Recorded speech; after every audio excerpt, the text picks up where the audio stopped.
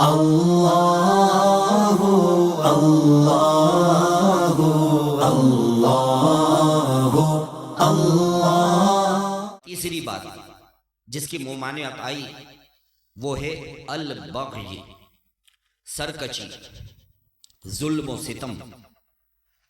اس سے اللہ تبارک و تعالی نے منع فرمایا ہے کہ دیکھو دنیا میں سرکشی نہیں کرنا، دنیا میں ظلم و ستم نہیں کرنا۔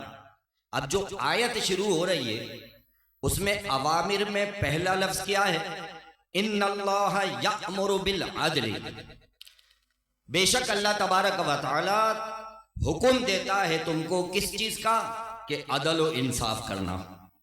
اور آخری چیز جس سے منع فرمایا ہے وہ ہے والبغی، یعنی سرکشی اور ظلم نہیں کرنا۔ تو اس آیت مبارکہ کا مفاد کیا ہوا کہ اللہ تبارک و تعالیٰ کی طرف سے یہ حکم دیا جا رہا ہے کہ دنیا میں رہنا تو عدل و انصاف کرنا، ظلم و ستم نہیں کرنا۔ تو ظلم، سرکشی، اس کی اللہ تبارک و تعالیٰ نے سختی کے ساتھ جو ہے وہ ممانعت فرمائی ہے۔ اور ظلم کرنے والوں کے لیے اللہ تبارک و تعالیٰ نے جہنم میں بہت ہی ایک دردناک ان کے لیے ٹھکانہ بنایا ہے۔ اور ارشاد ربانی ہوتا ہے وَسَيَعْلَمُ الَّذِينَ ظَلَمُوا أَيَّ مُنْقَلِبٍ يَنْقَلِبُونَ۔ ارشاد ربانی ہوتا ہے ان قریب ظلم کرنے والے دیکھ لیں گے کہ وہ کہاں پلٹ کے جا رہے ہیں جو ان کے لیے ٹھکانہ بنایا گیا ہے۔ یعنی کہا جا رہا ہے اے ظالموں، کتنا ظلم کرو گے تم دنیا میں؟ تم نے جو دنیا میں ظلم کیا ہے ان قریب تم اس کا انجام دیکھو گے، اور جو ہم نے تمہارے لیے ٹھکانہ بنایا ہے اسی ٹھکانے میں تم پھیرے جاؤ گے، اسی ٹھکانے میں، اسی جہنم کے گڑھے میں، اسی جہنم کے طبقے میں ڈالے جاؤ گے، اور وہاں تم کو پتا چلے گا کہ تم نے جو دنیا میں ظلم و ستم کیا تھا اس کا کیا انجام ہوا۔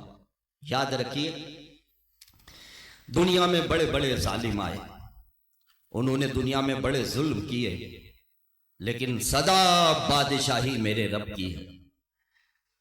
جو بھی دنیا میں کیا بالآخر مرنے کے بعد اپنے انجام کو پہنچے۔ فرعون آیا، خدا بن بیٹھا، نمرود آیا، خدا بن بیٹھا، شداد آیا، خدا بن بیٹھا، حامان آیا، ظلم و ستم کے پہاڑ توڑے، ابو جہل آیا، کیسا مسلمانوں پر اس نے ظلم و ستم ڈھایا، حجاج بن یوسف آیا، صحابہ کرام کو اس نے جو ہے وہ شہید کیا، یزید آیا، اہل بیت پر اس نے ظلم و ستم کے پہاڑ ڈھائے، لیکن یاد رکھیے کہ دنیا سے کچھ نہ ملا سوائے ذلت و رسوائی کے، سوائے دنیا میں ذلت و رسوائی کے کچھ حاصل نہ ہوا۔ اور آخرت میں جو ان کے لیے دردناک عذاب ہوگا وہ تو الگ ہے، وہ اپنی جگہ ہے۔ میرا رب ارشاد فرما رہا ہے وَسَيَعْلَمُ الَّذِينَ ظَلَمُوا أَيَّ مُنْقَلِبٍ يَنْقَلِبُونَ۔ ان قریب ظلم کرنے والے دیکھ لیں گے کہ ان کو ان کے کس ٹھکانے میں ڈالا جا رہا ہے، جہاں جا کر کے وہ اپنے اس ظلم کی سزا جو ہے وہ بھگتیں گے۔ تو یاد رکھیے کہ اللہ تبارک و تعالیٰ نے عدل و انصاف کے کرنے کا حکم دیا ہے اور ظلم و ستم سے بچنے کی تاکید کی۔ اسی لیے تو یہ آیت مبارکہ میرے آقا اتنی تلاوت فرمایا کرتے تھے، اتنی تلاوت فرمایا کرتے تھے کہ ہر خطبے میں آپ نے اس آیت مبارکہ کی تلاوت کیا ہے۔ ان اللہ یأمر بالعدل والاحسان وایتاء ذی القربى وینہی عن الفحشاء والمنکر والبغی یعظکم لعلکم تذکرون۔ اس آیت مبارکہ کو سرکار اتنا تلاوت فرمایا کرتے تھے، ہر خطبے میں پڑھتے تھے۔ تو وجہ کیا تھی؟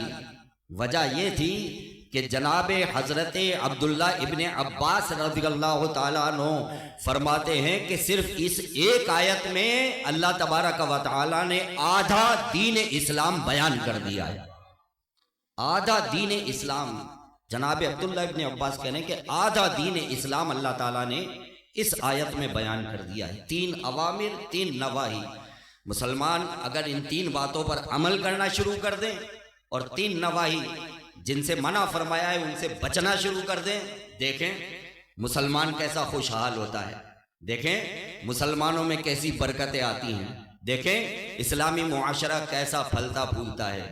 لیکن افسوس یہ آیت مبارکہ ہر جمعے کے خطبے میں ہم سنتے ہیں، ہر عید کے خطبے میں سنتے ہیں، نکاح کے خطبے میں بھی سنتے ہیں، لیکن سمجھتے نہیں ہیں کہ اس میں ہمیں کیا تعلیم جو ہے وہ دی جا رہی۔ اللہ کے پیارے نبی حضرت سیدنا موسیٰ کلیم اللہ علی نبینا وعلیہ الصلاۃ والسلام، بس آخری بات ہے، اس کے بعد اپنا بیان ختم کرتا ہوں، اس کو توجہ کے ساتھ سنیے گا۔ اللہ کے پیارے نبی حضرت سیدنا موسیٰ کلیم اللہ علی نبینا وعلیہ الصلاۃ والسلام، ان کی کبھی کبھی جو ہے وہ ملک الموت اسرائیل سے جو ہے وہ ملاقات ہو جاتی تھی، اور ملک الموت اسرائیل ان کو سلام کرنے کے لیے آ جاتے تھے۔ تو ایک مرتبہ حضرت سیدنا موسیٰ کلیم اللہ علی نبینا وعلیہ الصلاۃ والسلام نے ملک الموت اسرائیل علیہ السلام سے پوچھا کہ اے اسرائیل، تو بندے کی روح کیسے قبض کرتا ہے؟ تو اسرائیل کہنے لگے کہ اے اللہ کے پیارے نبی، اللہ تبارک و تعالیٰ نے میری فطرت میں سختی رکھی ہے، اور میں جب بندے کی روح قبض کرتا ہوں نا تو بہت سختی کے ساتھ اس کی روح نکالتا ہوں۔ تو جناب موسیٰ علیہ السلام کہنے لگے کوئی مثال تو بیان کرو، پتہ تو چلے کہ وہ سختی کیسی ہوتی ہے۔ کہتے ہیں کہ مثال تو بہت ادنا ہے، لیکن اس کی سختی اس سے کہیں زیادہ ہوتی ہے۔ کہا بیان کرو۔ کہتے ہیں ایک بوری ہے، بوری میں روئی بھری ہوئی ہے، اور اس روئی کی بوری کے اندر ایک کانٹے دار شاخ ہے کہ جو اندر پھنسی ہوئی ہے۔ بات سمجھ میں آ رہی ہے؟ ایک بوری کے اندر روئی بھری ہوئی ہے، اور اس روئی کے اندر ایک کانٹے دار شاخ پھنسی ہوئی ہے، بس اس کا ایک ٹکڑا جو ہے وہ باہر نکلا ہوا ہے۔ کہتے ہیں کہ اگر کوئی شخص اس شاخ کو پکڑ کے اس روئی کی بوری سے باہر کھینچے تو کتنی سختی سے نکالنی پڑتی ہے۔ کہتے ہیں اس سے بھی 100 گنا زیادہ سختی کے ساتھ میں بندے کی روح قبض کرتا ہوں۔ سوچئے ذرا کہ وہ روئی کی بوری میں سے کانٹے دار شاخ نکالنا کوئی آسان ہوگا؟ کیسے کھینچی جائے گی؟ کہتے ہیں اس سے بھی 100 گنا زیادہ سختی کے ساتھ جو ہے وہ بندے کی روح کو میں قبض کرتا ہوں۔ حضرت موسیٰ علیہ السلام جو ہے وہ اللہ کے خوف سے لرز گئے۔ جناب اسرائیل علیہ السلام کہتے ہیں کہ اے اللہ کے پیارے نبی حضرت موسیٰ علیہ السلام، آپ اللہ تعالیٰ سے بس ہر وقت عافیت کی دعا مانگا کریں۔ اللہ اکبر! یہ کون کہہ رہا ہے؟ ایک فرشتہ، موت کا فرشتہ۔ کس سے کہہ رہا ہے؟ جناب موسیٰ علیہ السلام سے، کہ بس آپ جو ہے نا ہر وقت اللہ تعالیٰ سے عافیت کی دعا مانگا کریں۔ ہمارے پیارے نبی صلی اللہ علیہ وآلہ وسلم نے بھی ہم کو عافیت کی دعا سکھائی ہے، اور وہ کیا ہے؟ اللہم انی اسألک العافیہ فی الدنیا والآخرہ۔ اے اللہ، میں تجھ سے دنیا اور آخرت میں عافیت کا سوال کرتا ہوں۔ اچھا، اب یہ دعا کس ٹائم کی ہے؟ یہ بھی تو پتا ہونا چاہیے کہ یہ دعا ہے کس ٹائم کی۔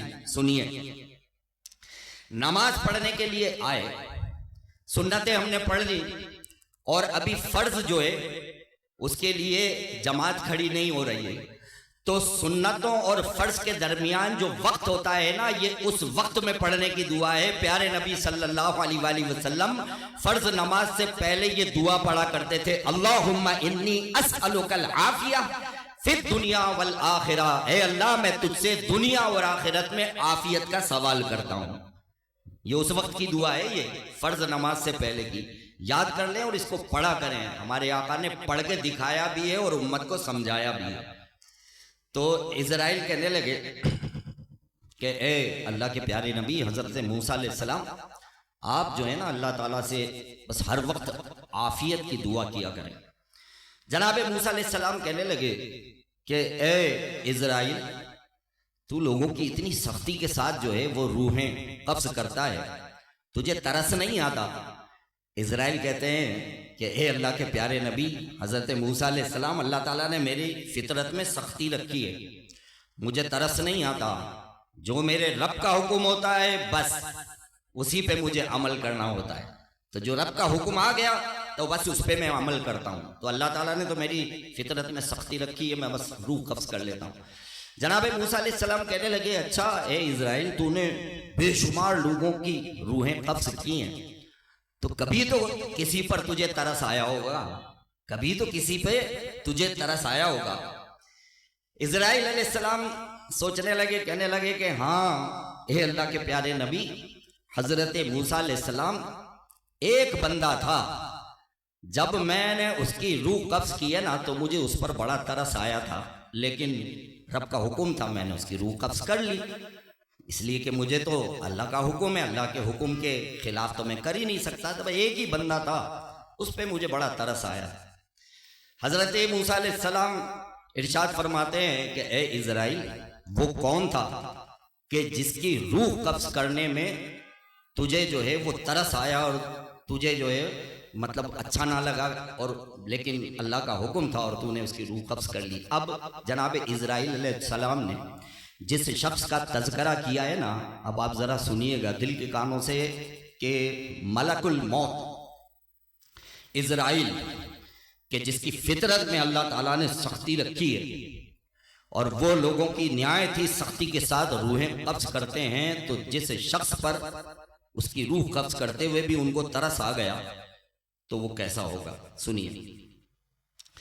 جناب اسرائیل علیہ السلام جو ہے وہ کہتے ہیں کہ اے اللہ کے پیارے نبی، حضرت موسیٰ علیہ السلام وہ شخص ایک بادشاہ تھا، اور اس بادشاہ کا نام تھا شداد، اس بادشاہ کا نام شداد تھا، بہت ہی ظالم بادشاہ تھا، اپنی رعایا پر بڑا ظلم و ستم کیا کرتا تھا۔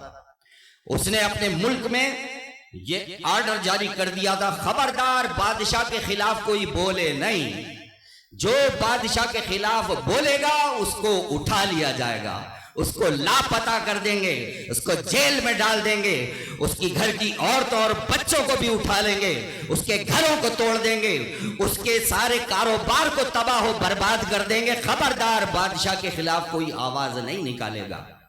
اور اس کے ملک میں اگر کوئی بادشاہ کے خلاف بولتا تو بس پھر اس کا یہی انجام ہوتا تھا، کسی کو بولنے کی اجازت نہیں۔ ایسا ظالم، طرح طرح کے اس نے ٹیکس لگائے ہوئے تھے، لوگوں کی زندگی اس نے اجیرن کر دی تھی، ہر چیز پر ٹیکس، ہر چیز پر ٹیکس۔ اب آج کے لحاظ سے میں آپ کو بتا دوں، پانی پہ ٹیکس، دودھ پہ ٹیکس، گھی پہ ٹیکس، دال پہ ٹیکس، چاول پہ ٹیکس، بجلی پہ ٹیکس، گیس پہ ٹیکس، یعنی کوئی چیز چھوڑی نہیں، ہر چیز پر ٹیکس، بس عوام کا خون چوسنا ہے، عوام کے اوپر ظلم و ستم اور مہنگائی کے پہاڑ توڑنے ہیں، عوام سے خوب وہ ٹیکس جو ہے وہ وصول کیا کرتا۔ اور اس نے بھی شاید یہ سمجھ لیا تھا کہ مرنا تو مجھے ہے نہیں، بس ساری زندگی مجھے دنیا میں ہی رہنا ہے، مجھ کو تو بس اب یہاں پر امیونٹی مل گئی ہے، انگلش میں اس کو کہتے ہیں امیونٹی، اردو میں کیا کہتے ہیں؟ تا حیات استثناء، کیا کہتے ہیں؟